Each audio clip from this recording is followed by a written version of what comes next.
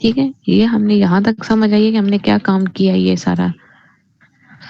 हमने रूम का constructor, room के नाम से जो आपकी क्लास का नाम होगा उसके नाम आपने फंक्शन बनाना है। ठीक है, जब आप ये नॉर्मली एक फंक्शन है, ठीक है, लेकिन इसको हम कंस्ट्रक्टर क्यों कहते हैं, क्योंकि ये आपकी क्लास का जो नाम होता है उसी पे बनता है फंक्शन। ठीक है, अब ये क्या करेगा, जब ये आपका ऑब्जेक्ट जब क्रिएट होगा ना, ठीक है, कोई मैं इसका रूम की क्लास का कोई ऑब्जेक्ट समझो R1 क्रिएट करती हूँ, तो ये आगे इसमें आ जाएगा। ठीक है, ये उसको चेक करेगा कि ऑब्जेक्ट क्रिएट हो गया, उसके अंदर दो डाटा मेंबर्स हैं, दो डाटा मेंबर्स को डिफॉल्ट वैल्यूज देती हैं और फिर वो इसको प्रिंट कर देगा। ठीक है, और इसके साथ ये क्या करता है, जब ऑब्जेक्ट क्रिएट होता है तो वो उसको मेमोरी में कोई ना कोई स्पेस दे देता है। ठीक है, यस,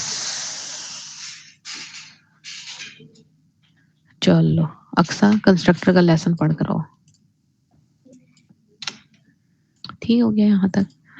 एक और भी मिस्टेक है, वो किसी को नजर नहीं आई। यस, लाइन 8 का यहाँ पे सेमीकोलन लगा देते हैं। अब बताओ,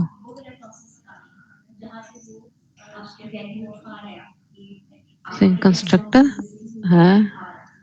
ओहो, ये तो मैसेज था ना जस्ट।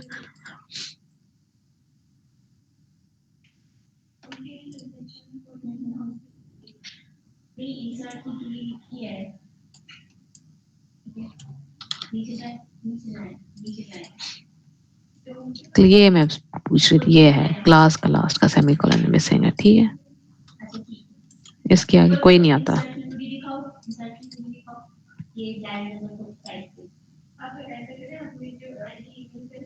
हाँ कर लो, ये तो मैंने आपको सिर्फ और सिर्फ समझाने के लिए किया ना। अभी तो हम उस मतलब जो हमारी कोडिंग की टेक्निक्स होती है उस पर नहीं जा रहे कि हमने लाइन ऑफ कोड्स को कम करना होता है, या और कौन से होते हैं हमारा कोड जो है वो ऑप्टिमाइज्ड, उस पे नहीं जा रही है। तो अभी सिर्फ और सिर्फ आपको एक कॉन्सेप्ट समझाने के लिए इसमें चीजें लिखी हैं कि ये किस तरीके से चलेगा। ठीक है, ये आपका हो गया one argument, sorry, default constructor. ठीक है,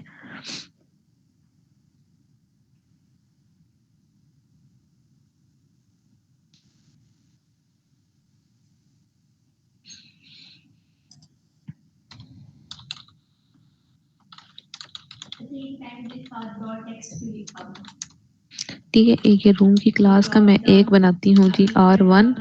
ठीक है, ये है हमारी lab 3।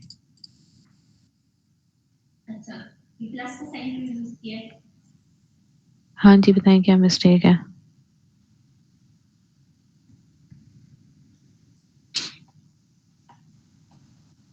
यस, अच्छा देखो यहाँ पे ना, अब अगर मैंने मुझे जैसे फौरन यहाँ पर आया था ना एरर, मुझे नहीं समझ आई कि मैंने शायद कोई मैंने पहले जाके स्पेलिंग्स चेक किया, फिर मैंने देखा सेमी कॉलन तो नहीं निकाला, फिर मैंने चेक किया कि आपने जो मैसेज सॉरी ये कमेंट लिखा है उसका तो कोई मसला नहीं है। तो आप अगर यहाँ पे डायरेक्ट देखोगे ना तो आपको यहीं से पहली नजर में पता लग जाएगा कि हमारा एरर क्या है। ठीक है, तो यहाँ पे मैंने इसको ज़ाहिर पब्लिक बनाना था, क्योंकि जब मैं यहाँ से इसका ऑब्जेक्ट क्रिएट करूंगी तो ये जब इसके पास आगे देखा प्राइवेट इसको एक्सेस ही नहीं कर सकेगा। ठीक है,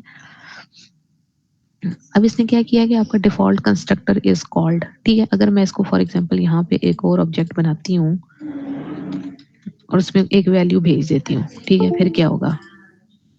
अब ये नहीं करेगा, क्यों नहीं करेगा, वो कह रहा है कि आपने जो मुझे कंस्ट्रक्टर दिया है यहाँ पे वो तो विद 0 आर्गुमेंट था, तो अब आप जब वैल्यू के साथ भेज रहे हैं, विद 1 आर्गुमेंट भेज रही है, तो उसको तो कोई कंस्ट्रक्टर ही नहीं मिल रहा। ठीक है, देखो कह रहा है no matching function for a call to room int. यहाँ पे भी इंट की कोई वैल्यू दे दी है ना, मैं यहाँ पे इसको 10.90 देती हूँ। ठीक है, अब वो कह रहा है आपने डबल की एक वैल्यू भेजी है, लेकिन उसके साथ आपने कोई चीज मेंशन नहीं की, आपके पास फंक्शन ही नहीं है जिसमें आप उसको कॉल कर रही हैं। ठीक है, तो हम क्या करेंगे, यहाँ पे हमने बनाना है अपना एक वन आर्गुमेंट कंस्ट्रक्टर। ठीक है, वन आर्गुमेंट कंस्ट्रक्टर अभी हम कैसे बनाएंगे, उसी तरह नाम रखेंगे इसका। ठीक है, लेकिन आपने क्या करना है, विथ भेज रहे हैं ना, ठीक है, W कर दें। ठीक है, ये अब आपका पैरामीटराइज कंस्ट्रक्टर है, बट कौन सा पैरामीटराइज कंस्ट्रक्टर है, पैरामीटराइज पैरामीटराइज कह लें या वन आर्गुमेंट कंस्ट्रक्टर है, ठीक है। अब इसके अंदर हमने क्या किया, विथ को अब हमने डिफॉल्ट वैल्यू नहीं देनी, विथ को हमने वो वैल्यू देनी है जो मेन से हमारे पास आ रही है और वो डब्ल्यू में आके सेव हुई है, ठीक है।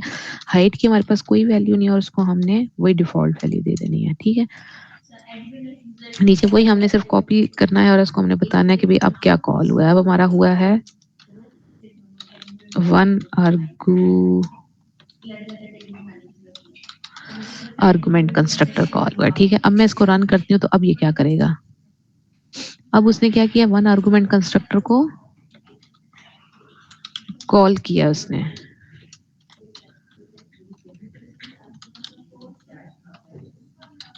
ठीक हो गया। देखो वन आर्गुमेंट कंस्ट्रक्टर कॉल हुआ, उसको एक वैल्यू दी है और उसने आके यहाँ से एक वैल्यू को पिक किया। अब ये इसमें नहीं चाह रहा क्योंकि तो जीरो आर्गुमेंट कंस्ट्रक्टर है। अब मैं अगर इसको यहीं पे दो वैल्यूज के साथ देती हूँ,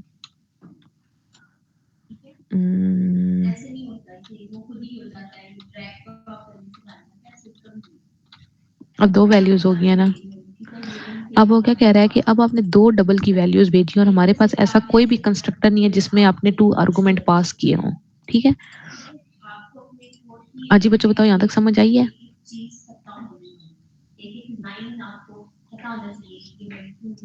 yes, two argument constructor is required, ठीक है।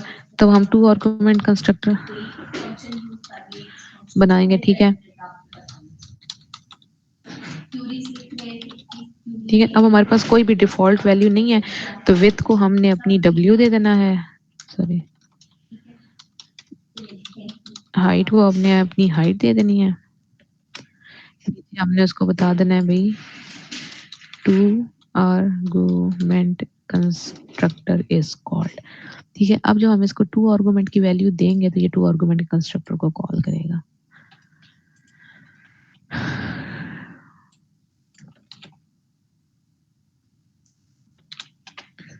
ठीक है जी। ये आ गया two argument constructor is called, ठीक है। अब मैं अगर इसको यहाँ पे देती हूँ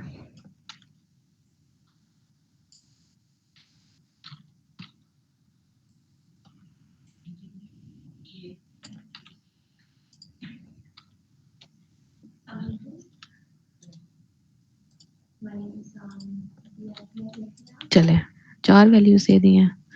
अब वो कह रहा है डबल डबल डबल डबल, ठीक है। ये हमारे पास ऐसा कोई हमें फंक्शन नहीं मिला तो हम इसको वैल्यू कैसे असाइन करें, ठीक है। हाँ जी, R1 R2 बच्चों आप लोग ये बेसिक क्वेश्चंस कर रहे हैं, आप लोगों को नहीं पता ये आपकी तीसरी लैब है, ये R1 R2 R3 ऑब्जेक्ट्स, ये देखो क्योंकि हमने इसको जब वन आर्गुमेंट था तो हमने उसको भेजा, ये एक आर्गुमेंट था, ठीक है। एक ही वैल्यू भेजी है ना, दो डाटा मेंबर्स हैं उसमें से एक हाइट है और एक विड्थ है, तो हमने एक वैल्यू भेजी है, ठीक है। तो इसलिए दूसरे को मैंने 0 डिफॉल्ट वैल्यू देनी है ना उसको, विथ तो हमने उसको दे दी तो दूसरे की वैल्यू नहीं हमने भेजी तो उसको कोई ना कोई डिफॉल्ट वैल्यू तो देनी है, इस वजह से हमने इसको, चलो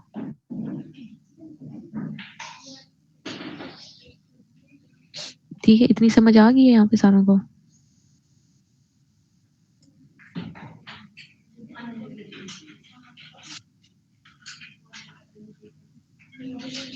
अब आप लोग बच्चे खुद देख सकते हैं कि ये किस तरह की आवाम हमारी उसमें आती है, ठीक है। ये कलून जट गुड,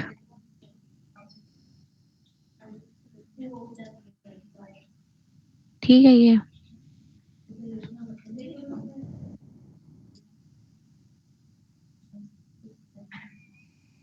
आप लोग को लैब समझ आए, कंस्ट्रक्टर का कॉन्सेप्ट समझ आ गया?